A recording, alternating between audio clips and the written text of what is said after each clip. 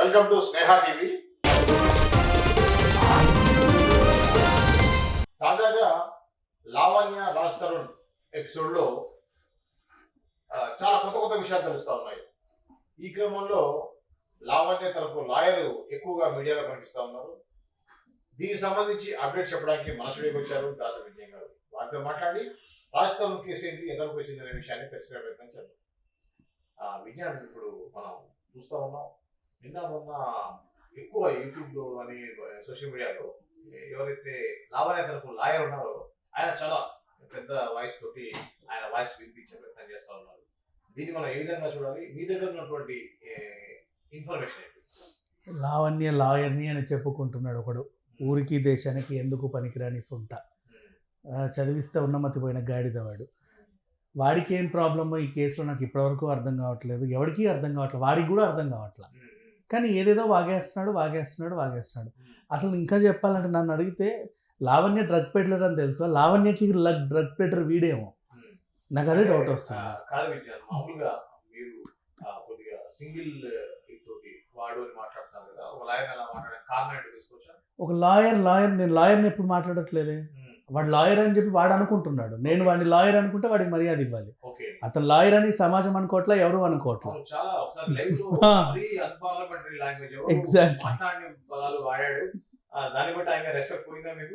దానికని అసలు వాడు లాయర్ అనే విషయము వాడు మాత్రం ఫీల్ అవుతున్నాడు. ప్రపంచము, సొసైటీ ఎవరు ఫీల్ అవ్వట్లా వాడు లాయర్ అని. అంతే. లాయర్కి గౌరవం ఇస్తాం, డాక్టర్కి గౌరవం ఇస్తాం, ఇంజనీర్కి గౌరవం ఇస్తాం. కనీసం చదువు లేని వాడైనా సరే వృత్తి విద్యలో చాలా నైపుణ్యం చూపిన వాళ్ళకి గౌరవం ఇస్తాం. ఎందుకు అంటే వాళ్ళు గౌరవనీయులందరూ కూడా ఇతరులను గౌరవించడం తెలిసిన వాళ్ళై ఉంటారు. ఈ గౌరవనీయుడికి ఇతరులను గౌరవించడం తెలియదు, సో వీడు గౌరవనీయుడు కాదు. సో వీడికి గౌరవం ఇవ్వాల్సిన అవసరము లేదు. మాట్లాడే మాటలు చూస్తే నాకు చాలా ఆశ్చర్యం, బాధపడతారు. ఎందుకంటే ఒక ప్రొఫెషన్ లో ఉన్నటువంటి ఒక అడ్వకేట్ ఆయన చెప్తున్నాడు, హైకోర్టులో నేను ప్రాక్టీస్ చేస్తున్నాను, మెంబర్ ఆఫ్ కేసెస్ అక్కడ ఉన్నాయి కాబట్టి మీరు వెళ్ళి చూసుకోవచ్చు అంటున్నాడు.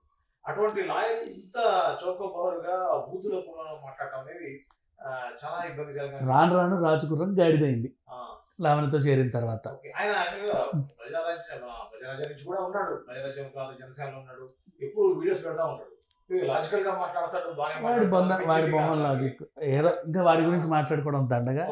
నిన్న వాడు వాగిన ఇంకో వాగుడు గురించి మాట్లాడితే ఈ గాడిద ఏమనింది, కుక్కలతోనే సంసారం చేస్తాయి అని చెప్పి వాళ్ళ ఇంటి తరఫున ఒక అత్త ఒక ఆమె ఇట్లా అనింది అని చెప్పి ఇష్టం ఉన్నట్టు వాగాడు. ఇప్పుడు ఆ మాటకి రియాక్ట్ అవ్వాల్సింది లావణ్య. ఆమెని తిట్టే బాధ్యత, హక్కు, అర్హత ఉన్న ఆవిడ ఈవిడ.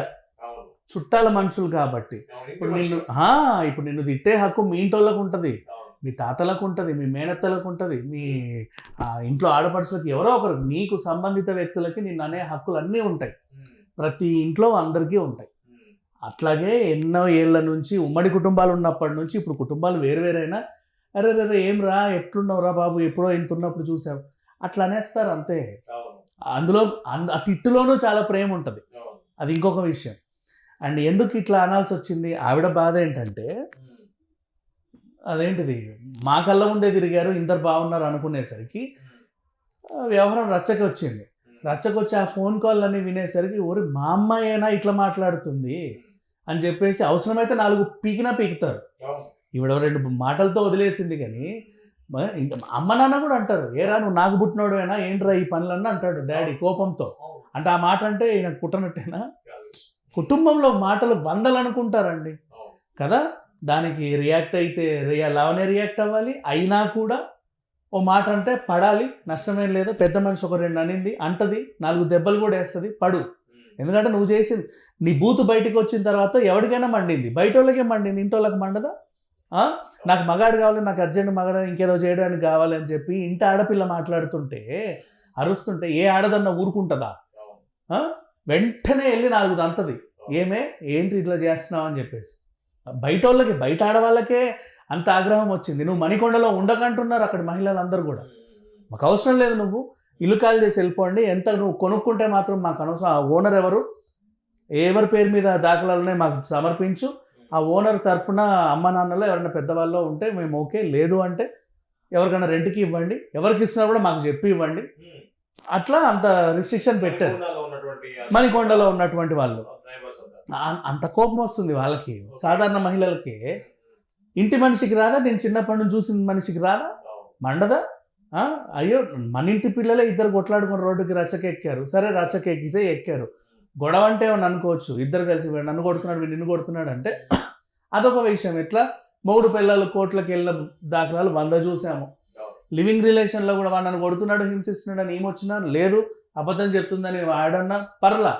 ఇక్కడ అవి ఇవి కాకుండా పిచ్చి పిచ్చి రంకు బాగోతాలు, డ్రగ్స్, అసలు ఎవరు వినకూడనివి, మాట్లాడకూడనివి, చేయకూడనివి అన్ని పనులు ఒక ఆడపిల్ల, మన ఇంటి ఆడపిల్ల చేస్తుందంటే ఒక పెద్ద మనిషికి ఎంత కోపం వస్తుంది మామూలుగా. ఎవరో ఒకరు అయినా వాళ్ళ ఫ్యామిలీలో కూడా ఆమెను అంటారు, అమ్మాయి నీకెందుకు ఇప్పటికే అంత రచ్చకెక్కింది, మళ్ళీ నువ్వు కూడా తయారయ్యావా, వద్దు మళ్ళీ ఎందుకు వదిలేయని కూడా ఈమెని అంటారు. అయినా సరే వాళ్ళకి ఆగదు, ఆ ఆక్రోషం ఆగదు. మేము ఎట్లా పెరిగాము చిన్నప్పటి నుంచి, మా అమ్మ నాన్నలు మమ్మల్ని ఎలా పెంచారు, మేము ఇంట్లో నుంచి బయట అడిగేస్తే ఎట్లా వెళ్ళాము, సమాజంలో మాకున్న గౌరవం ఏంటి, మా ఇంట్లో ఏదైనా ఫంక్షన్లు గింక్షన్ జరిగితే చుట్టుపక్కల వాళ్ళు వచ్చి ఎలా ఉంటారు, మేము ఎన్ని చేతులతో ఎన్ని వ్రతాలు చేసాం, బ్రాహ్మణ కుటుంబంలో ఉండి ఎన్ని మంత్రాలు చదివాము, ఎంతమందిని దీవించాము, ఎన్ని శుభకార్యాలు చేశాము. మేము చేసిన వాళ్ళందరూ ఇలాగే ఉన్నారా? అందరు అంత బాగుంటే, పిల్లం పిల్లలతో బాగుంటే మా ఇంట్లో ఈ రంకు భాగవతం ఏంటి, ఈ డ్రగ్స్ ఏంటి, అసలు మేము ఎప్పుడు వినకూడనివి మాటలు ఇవన్నీ, ఇంత కలంకం ఏంటి అని చెప్పి ప్రతి ఆడదానికి కోపం వస్తుంది. ఇప్పుడు ఈ కళ్యాణ్ దిలీప్ అనే అతను ఆయన బాధ ఏం లేదు. లావణ్య అనే అమ్మాయి కేసు పెట్టగానే ఎప్పుడో మన దగ్గర చేరాడు. దీంట్లో బాగా వెయిటేజ్ ఉంది, బాగా దొబ్బొచ్చు అనుకున్నాడు. ఓకేనా? తర్వాత ఏమైంది, లావణ్య నాకు వద్దుపా అనింది అతన్ని. అయ్యో లావణ్య కాంప్రమైజ్ అయితే ఇప్పుడు ఎట్లా? ఈమె నమ్ముకొని నేను ఇంత పైకి వచ్చి ఇంత చేసి ఇంత రచ్చ చేస్తే ఈమె కాంప్రమైజ్ అయితే నేనేమైపోతా? ఇప్పుడు ఈ కేసుకి ఎంత వెయిటేజ్ ఉంటుంది. ఇప్పుడు ఆమెకి కొంప రాసిస్తే ఆమె నాకు 2 కోట్లు ఇస్తుంది, ఆమెకు 20 కోట్లు వస్తే ఇంత వాదించిన నాకు కనీసం 5 కోట్లన్నీ ఇస్తుంది, ఆమెకి ఏదో ఒక మంచి జరిగితే దాంట్లో నాకు ఇంత వాటా ఇస్తుంది. తిలా పాపం తలా పిడికెడు పంచుకుంటాం. ఇప్పుడు ఈమె కాంప్రమైజ్ అవుతుంది, పిచ్చి ఎక్కింది రాత్రి ఇంకా ఏం చేయాలి? అప్పటికే ఆల్రెడీ పిచ్చి ఉంది, లేదని కాదు, అది కాస్త మోతాదు పెంచుకొని ఇప్పుడేమో ఏడు అని చెప్పేసి వాగుతున్నాడు. ఇప్పుడు మీ అన్నయ్య మీరు కొట్లాడుకున్నారండి, మధ్యలో నేనెవరిని మీ అన్నం తిట్టడానికన్నా నిన్ను తిట్టడానికన్నా?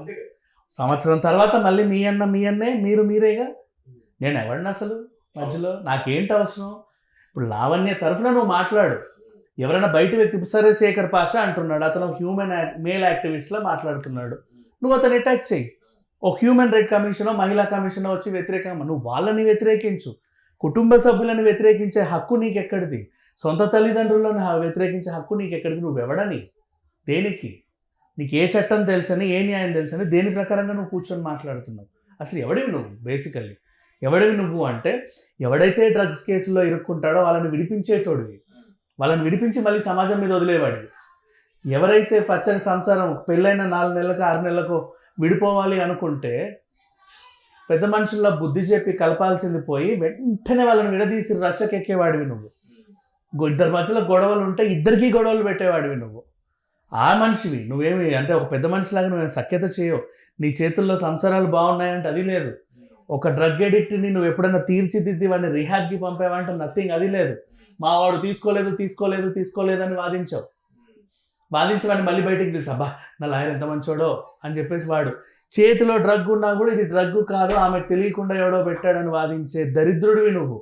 నీ వల్ల ఇంకా ఆ పిల్ల ఇంకా నాశనం అవుతుంది. ఆమెని కొంచెం కౌన్సిలింగ్ ఇచ్చి అలా కాదమ్మా ఇది తప్పు అని ఒక పెద్ద మనిషిలా చెప్తావా? నీ కూతురు ఇలాంటి పని చేస్తే కూడా ఇలాగే వాదిస్తావా నువ్వు?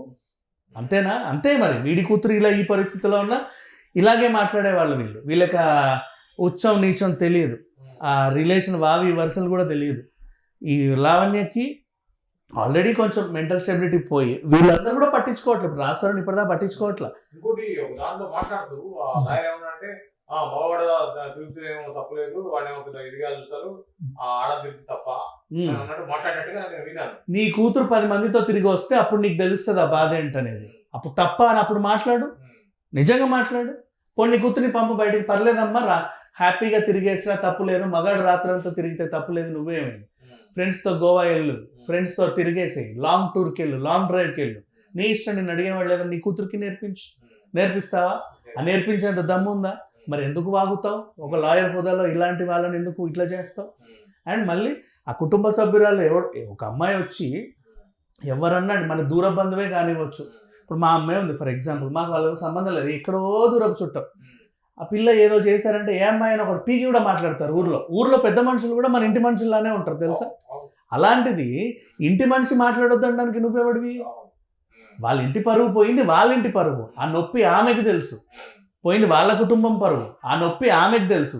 వీడేవాడు, వీడికేం తెలుసు? ఎవడు మాట్లాడడానికి? ఎందుకు మాట్లాడతాడు? ఆ కేసు కోర్టుకి ట్రయల్కి వెళ్ళిందా, తర్వాత నువ్వెవడో తెలియదు. లావణ్య దగ్గరకు వచ్చినా కూడా నవ్వుతావో లేదో కూడా తెలియదు, పలకరిస్తావో లేదో కూడా తెలియదు. నీ చిల్లర నీ చేతికి అందితే నీకు ఆ క్లయింట్ కూడా అవసరంలా. అంటే మధ్యలో వచ్చే అదేంటిది నడమంతపు సంబంధం నీది, అంతే. ఒక నడమంతపు సంబంధం.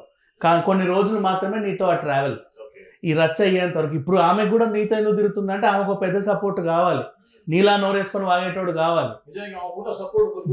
లేదు కాబట్టి ఎవరు లేరు.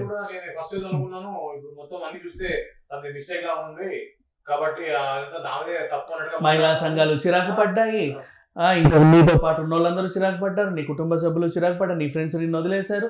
కాకపోతే స్వలాభం కోసం నీతో పాటు ఒక గాడిద తిరుగుతున్నాడు.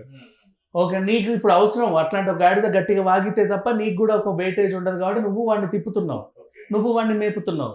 పర్లా, దున్నపోతు మేపినట్టు మేపుతున్నావు. వాడు అడవి దున్నలానే కూర్చొని మాట్లాడుతున్నాడు, నష్టమేం లేదు, మాట్లాడుకో. కానీ కేసు గురించి మాట్లాడు. ఆమె వ్యతిరేకుల్ని మాట్లాడే హక్కు కానీ నైతిక సంబంధం నీకు లేదు. శేఖర్ భాషన్ అనే హక్కు నీకు లేదు, మనిద్దరిని అనే హక్కు లేదు, ఎవరిననే హక్కు లేదు. చట్ట ప్రకారంగా చూస్తే ఈ అమ్మాయి కేసులో అని స్టార్ట్ చేసి నువ్వు ఏమైనా మాట్లాడు, నీకు గౌరవం పెరుగుద్ది. అంతేగాని ఎవడరా నువ్వు లుచ్చాగాడా, గిచ్చాగాడా, బచ్చాగాడా, ఏంటా లాంగ్వేజ్ ఏంటి, వాడేంత, వాడు బతికేంత, ఏం తిన్నాడు, ఎలా పెరిగాడు, మంచినీళ్ళే తాగుతారా వీళ్ళు నాకు తెలియదు. మరి హైదరాబాద్ మంచినీళ్ళ నీళ్ళు అయితే తాగే మొహం అయితే కాదు అది. సీరియస్లీ అడ్వకేట్ విషయం పక్కన పెడితే ఇప్పుడు లావణ్య సంబంధించి మీరు ఇందాక అన్నట్టుగా అదైతే మణికొండ, హైదరాబాద్ లో తను ఉండేటువంటి నివాసం ఉండేటువంటి మణికొండ ఏరియాలో కూడా తనకు అగ్రెసివ్ గా ఉందన్నారు. అదే విధంగా తన డాగ్స్ వాటిని కూడా యానిమల్ వెల్ఫేర్ ఏదో తీసుకున్నారు అనేది వార్త వచ్చింది. అది ఏంటంటే యాక్చువల్లీ బేసికలీ డాగ్స్ గురించి మాట్లాడుకుంటే సీరియస్లీ జంతు ప్రేమికులు చాలా ఎమోషనల్గా ఉంటారండి, చాలా ఎమోషనల్గా ఉంటారు. వాళ్ళకి అటాచ్మెంట్ ఎక్కువ ఉంటుంది. ఎక్కడైనా సరే ఒక డాగ్ సినిమాలోనే ఏదో కారు తొక్కింది అని అయ్యో తనలాడిపోతారు. రోడ్డు మీద కూడా ఎవడన్నా బండితో కుక్కని ఇలా గుద్దాడు అంటే అది కేకే ఉంటే వీళ్ళకి అనిపిస్తుంది. చూసే నార్మల్ జన అయ్యో పాపం అంటారు, కానీ జంతు ప్రేమికులకైతే అసలు గుండె జారిపోతుంది. నార్మల్గా ఉండవు, వాళ్ళకి ఏడుపు వస్తుంది. ఆ కుక్క కంటే వీళ్ళు ఎక్కువ బాధపడతారు. అంత ప్రేమించే వాళ్ళు ఉంటారు బేసికలీ. సో అలా వాళ్ళకి ఒక న్యూస్ తెలిసింది ఏమని, వాళ్ళ జీవితంలో కూడా ఇంట్లో 1-2 కుక్కలు ఉంటాయి. వీళ్ళు వాటిని ఎలా పెంచాలో బాగా తెలుసు, వాటికంటే ఒక టైం ఇస్తారు. వీళ్ళకి టైం లేకున్నా కూడా 1 గంట వాటితో స్పెండ్ చేయడమో, బయటికి తీసుకుని వాకింగ్ చేయడమో చేస్తారు. ఇప్పుడు వీళ్ళకి ఒక వార్త తెలిసింది. ఇంకోటి జూబ్లీహిల్స్, బంజారాహిల్స్ ఏరియాలలో కూడా వీళ్ళు వెళ్తూ ఉంటే ఏదైనా కుక్క బోన్లో ఉంటే వీళ్ళు వెళ్ళి ఏమంటారంటే, పాపు మీరు ఆ కుక్కను అలా బంధించి ఉంచకండి, దానికి స్వేచ్ఛ అవసరం, అలా వదిలేయండి అంటారు. ఆ కుక్క అలా వదిలేస్తే మాకు ప్రాబ్లం అండి, అది చేసే రచ్చింత అంత కాదని ఆ ఓనర్ చెప్పుకుంటాడు. అలాంటప్పుడు దాన్ని సరిగ్గా ట్రైన్ చేయండి. లేదు మేము ట్రైన్ చేయలేము, మా వల్ల కాదు ఈ బ్రీడ్ని అంటే పెంచడం మానేయండి. దాన్ని హింసించే హక్కు మీకు లేదు, దాన్ని వదిలేయండి, లేదా మాకు అప్ప చెప్పండి, ఇలా మాట్లాడతారు. ఇప్పుడు వీళ్ళకి తెలిసిన విషయం ఏంటంటే, ఈమె లావణ్య అనే అమ్మాయి ఏం చెప్పింది, నేను రాజ్ తరుణ్ కలిసి ఉన్నప్పుడు బోళ్ళని కుక్కల్ని పెంచుకున్నాము, ఆయన దగ్గరుండి చూసుకున్నాడు అని చెప్పింది.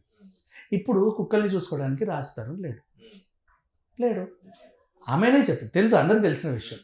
మరి ఎవరు చూసుకుంటున్నారు కుక్కల్ని అంటే ఈమె చూసుకుంటుంది. సరే చూసుకో, ప్రాబ్లం ఏం లేదు. నువ్వు పొద్దున్న లేచినప్పటి నుంచి రాత్రి వరకు ఏదో ఒక టీవీ ఛానల్లో కనపడుతున్నావు, నువ్వు మాకు కుక్కల్ని ఎప్పుడు చూసుకుంటున్నావు?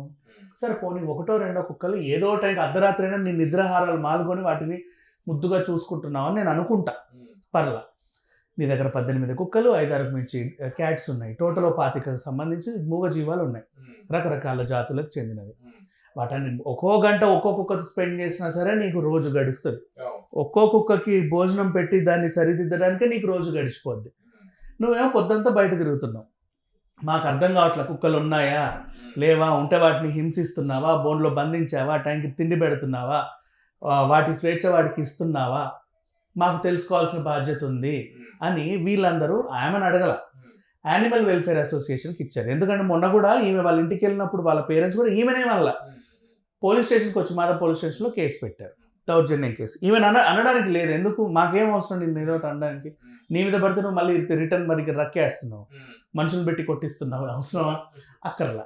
మాకేమంటే మేము వీళ్ళు బాధ్యతగా యానిమల్ వెల్ఫేర్కి బాగా లెటర్స్ వచ్చాయి బోల్డ్ అన్ని, చూడండి చూడండి చూడండి.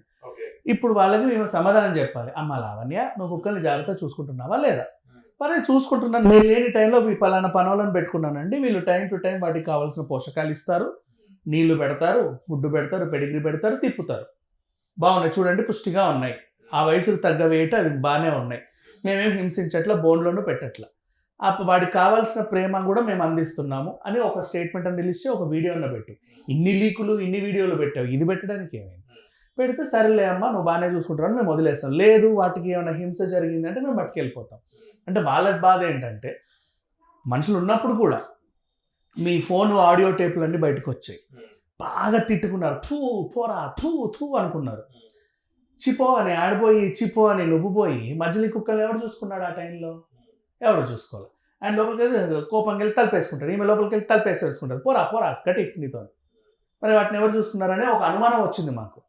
నెక్స్ట్ నువ్వేమో ఆయనేమో సినిమా షూటింగ్లను పోతా ఉంటే నువ్వేమో డ్రగ్గులు తీసుకున్నావు, తీసుకొని అనే టైంలో మత్తులో పడుకుంటావు, డ్రగ్ తీసుకొని నీట్గా బెడ్ చరుపుకొని పిల్లో వేసుకొని అయితే పడుకోవు కదా, ఎక్కడ పడితే అక్కడ పడిపోతావు.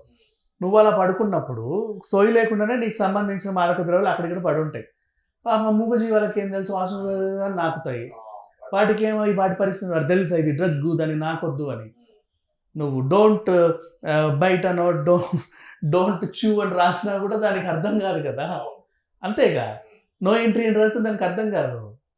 అది వస్తుంది మాకు ఆ డౌట్లు వస్తున్నాయి.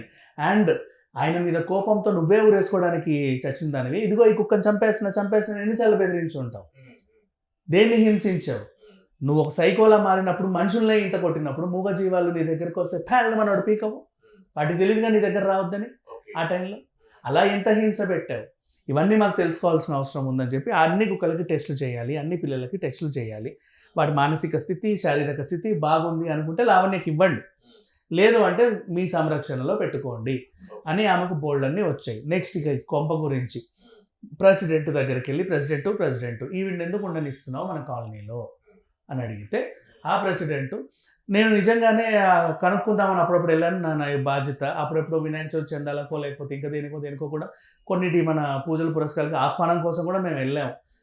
ఇంటి ముందు బీవేర్ ఆఫ్ డాగ్ అని ఇంట్లో ఒక కుక్క ఉంటేనే మాకు ఒళ్ళు జల్దరి సబబు అంటాము, కొంప నిండా కుక్కలనే పెట్టుకుంటే వాళ్ళ ఇంటికి ఎవరు వెళ్తారమ్మా, పోనీ లావణ్య బయటికి రండి, ఆమె మెర్రండే లోపలికే అంటది, అవునా మేము వెళ్ళడం ధైర్యం చేయట్లేదు, ఆమె కూడా వచ్చే యాటిట్యూడ్ కాదు, సో అట్లా వదిలేసాము. ఇంత జరుగుతుందని మాకేం తెలుసమ్మా, నిజంగా మీతో పాటే నేను విన్నానని ఆ ప్రెసిడెంట్ కూడా గోల పెట్టుకోవడం. ఈ మహిళలందరూ కలిసి అమ్మా తల్లి మేముండే ఈ సమాజంలో మీరు ఉండాల్సిన అవసరం లేదు, ఏంటంటే ఇంకెప్పుడు సినిమా వాళ్ళకి మేము కూడా అద్దెకి ఇవ్వము, నీ వల్ల సినిమా వాళ్ళకి కొంపలు దొరకలేని పరిస్థితి, సినిమా వాళ్ళు అంటే డ్రగ్ అంటే సినిమా వాళ్ళు అంటే ఎట్లుంటుందంటే ఏమంటే టులెట్ మీరేం చేస్తారు సినిమా వాళ్ళు, మీరు డ్రగ్గులు ఇంట్లోనే తీసుకుంటారా లేక బయట తీసుకుంటారా అని అడిగేటానికి వస్తుంది, అట్లా ఉంటుంది పరిస్థితి. పెద్దచి మాకు అలవాటు, సినిమా వాళ్ళు అన్నారు కదా మరి మీరు డ్రగ్స్ తీసుకోరా, నిజమా, అట్లా అయిపోయింది వీళ్ళ వ్యవహారం బట్టి. లావణ్య వల్ల ఇంత డ్యామేజ్ జరిగింది. ఇంకా చెప్పాలంటే ఇంత గతంలో డ్రగ్స్ విషయంలో చాలామంది దొరికారన్న వార్తలు వచ్చినా కూడా ఈ డ్రగ్స్ లావణ్య వల్ల ఈసారి టాలీవుడ్లో అంటే తెలుగు సినిమా వాళ్ళంటే చాలు డ్రగ్స్ అండ్ సినిమా వాళ్ళని ముద్ర వేసి పడేసింది ఈ పిల్ల. సో ఈమె వల్ల ఇంకా బోల్డ్ డ్యామేజ్ అయింది. ఫ్యూచర్లో కూడా ఎవరు సినిమాలకు ఇదేంటిది మన ఇల్లులు ఇచ్చే దాఖలాలు లేవు. అండ్ ఈమెను మాత్రం మణికొండ నుంచి తొందరగా తరిమేసే పనిలో ఉన్నారు. అండ్ ఇంకొకటి ఆమె ఇల్లు ఖాళీ చేయడం ఆమెకు కూడా శ్రేయస్కరమే. ఎందుకు అంటే పలానా ఆమె అంట ఆ డ్రగ్స్ లావణ్య అంట ఎవరెవరికో డ్రగ్గులు ఇచ్చేదంట, ఆ అమ్మాయిలని న్యూడ్ వీడియోలు తీసి ఏదో చేసిందంట, ఒక అబ్బాయిని హింసించిందంట, పడిపోయింది, రోజు అట్లా పోతుంది వస్తుంది. ఆ మొహం తెలుసు కదా, నేనే కూర్చుంటుంది కదా, ఎవడు రాయెత్తి కొడతాడో తెలియదు, ఎవడేం కొడతాడో తెలియదు. పైగా నాకు మగాళ్ళ పిచ్చి మగాళ్ళు కావాలి, నాకు ఇప్పుడు అర్జెంటుగా కావాలని ఆమె ఆడియో లీక్ అయింది. ప్రజెంట్ ఖాళీగా ఉంటుందని తెలిసింది. ఎవడెవడెళ్ళి ఏమేం చేస్తాడో తెలియదు కదా. డ్రగ్ మత్తులో ఉంటుందిరా, మనం ఏం చేసినా తెలియదని అనుకునే వాళ్ళు కూడా ఉంటారుగా. అవునా? అట్లా ఎక్కడో వెళ్ళి ఎవరినో రేప్ చేసే కంటే, పోలీస్ స్టేషన్కి వెళ్ళే కంటే ఈమె కావాలని కోరుకుంటుంది. అది ఆ రేపేదో ఈమె దగ్గరికి వెళ్తే ఆమెనే మనల్ని పిలుచుకుంటుంది, కేసు కూడా ఏముండదు. ఆమె ఎట్లా డ్రగ్ మత్తులు ఉంటే ఎవడొచ్చాడు ఎవడు పోయాడు ఆమెకి కూడా గుర్తుండదు అన్నట్టు మాట్లాడుకోరా, మాట్లాడుకునే వాళ్ళు కూడా ఉంటారుగా. సో ఆమెకు కూడా హానికరమే. అది తీసుకెళ్ళి ఆమెను జైల్లో వేస్తే ఆమెను రక్షించినట్టు ఉంటుంది. లావణ్యం జైల్లో అంటే ఆమె ఏదో తప్పు చేసింది ఆమె జైల్లో వేయండి అనేది కాదు. తప్పు ఎప్పుడన్నా నిర్ధారణ అవుతుంది. కానీ లావణ్యకి ఇప్పుడు ప్రాణహాని కూడా ఉంటుంది. ఆమె కూడా గొడవల్లోకి వెళ్తుంది కదా 10 మంది రౌడీలను వేసుకొని. ఏ విషయంలో ఎక్కడో ఏదో జరుగుద్ది, ఎవడికి ఏం తెలుసు, పట్టణోడు ఎవడేమంటాడు. అందుకైనా మంచిది, ఎందుకైనా మంచిది ఈమెను తీసుకెళ్ళి జైలు వేస్తే కనీసం ఆమెనైనా సంరక్షించినట్టు ఉంటుంది. లావణ్య రాజ్ తరుణ్ కేసు సంబంధించినటువంటి తాజా అప్డేట్స్ మరో అంశంతో మళ్ళీ కలుద్దాం. అంతవరకు చూస్తూనే ఉండండి స్నేహ TV. Please like, share and subscribe Sneha TV.